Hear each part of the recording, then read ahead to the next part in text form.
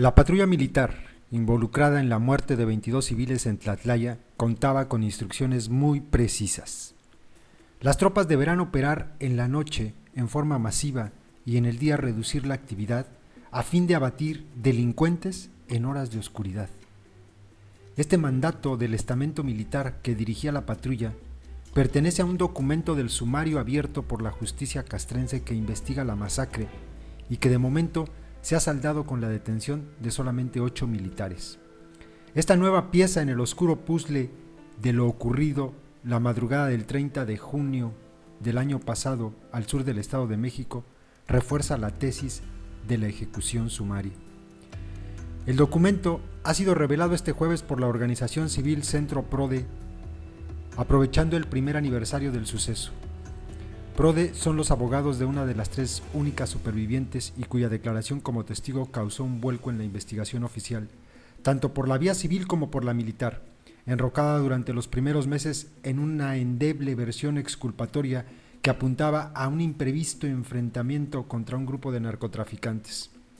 La orden fue suscrita por el teniente del batallón del 102 Cuerpo de Infantería, Ezequiel Rodríguez Martínez, uno de los detenidos por la justicia castrense bajo los cargos de desobediencia e infracciones al deber.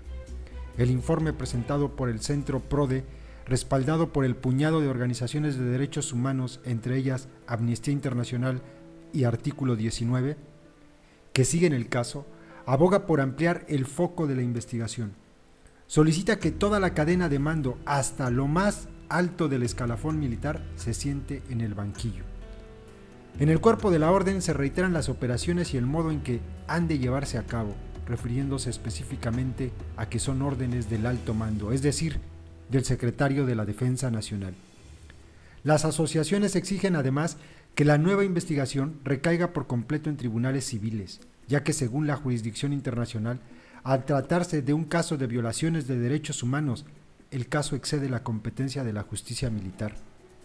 En el primer relato oficial, sostenido por el ejército, se decía que aquella noche un convoy militar inspeccionaba el terreno y se había topado por casualidad con una bodega custodiada por un grupo de personas armadas, que al ver a los soldados abrieron fuego. El resultado fueron 22 civiles muertos, supuestos narcotraficantes relacionados con algún cártel, y un militar herido sin gravedad. Durante meses la Secretaría de la Defensa Nacional echó el cerrojo. No se facilitó ni las identidades de los fallecidos, no se explicó qué hacían de madrugada las tropas, tampoco cómo fue posible que muriesen todos los supuestos narcos, sin que quedase vivo ninguno y sin ninguna baja militar a cambio.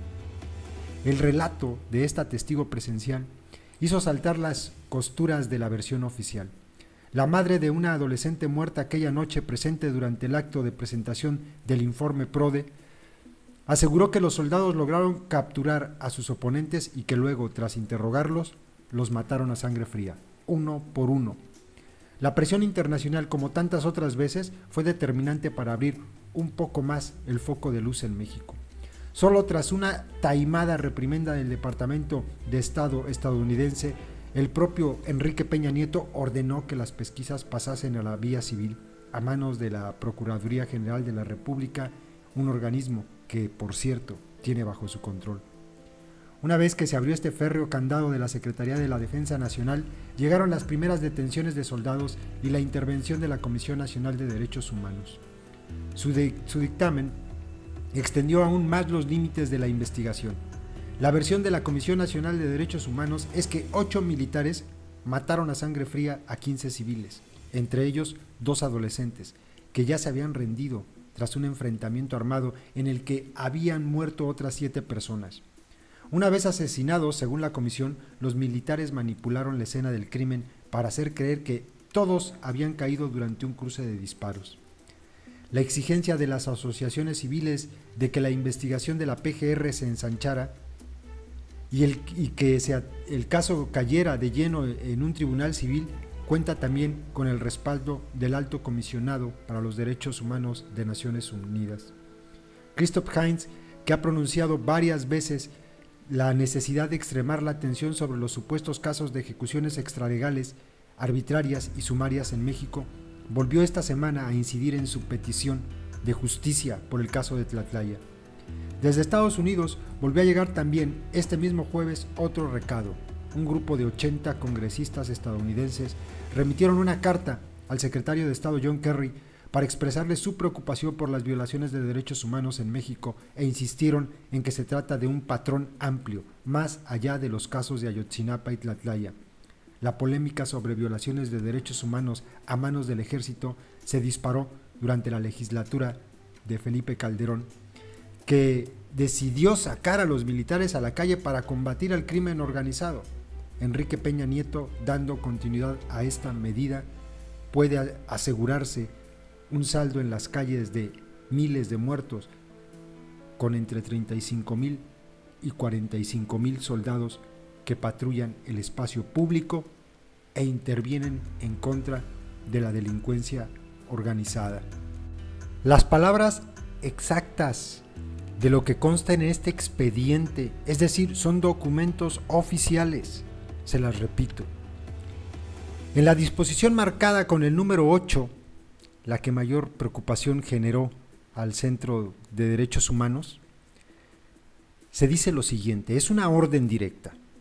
Las tropas deberán operar en la noche en forma masiva y en el día reducir la actividad a fin de abatir, repito, a fin de abatir delincuentes en horas de oscuridad, ya que el mayor número de delitos se comete en ese horario.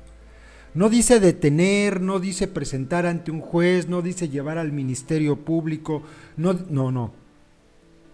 La orden es abatir delincuentes en horas de oscuridad. Y pues esto es terrible, es una orden directa para que los soldados salgan a matar civiles. Y ya sé que van a llegar aquí los persignados a decir que maten a todos estos delincuentes. Y yo solamente les pregunto, ¿dónde está la capacitación para que a ojo de águila un guacho pueda dictaminar si una persona que anda en la calle en la noche es delincuente o no lo es? Y más allá de eso, ¿quién le otorga a este guacho o a este ejército la potestad para decidir entre quién es delincuente y quién no lo es? No se pregunten por qué hay tantos muertos en las calles. Cierto, estos mequetrefes reciben órdenes, pero si las cumplen, se vuelven cómplices porque saben que están actuando en contra de la ley. Más claro ni el agua. El ejército tiene órdenes de asesinar civiles. Por eso el número de muertos aumenta y no para. Y qué curioso. Esto sale otra vez a raíz de la presión internacional en contra del mequetrefe y su gobierno.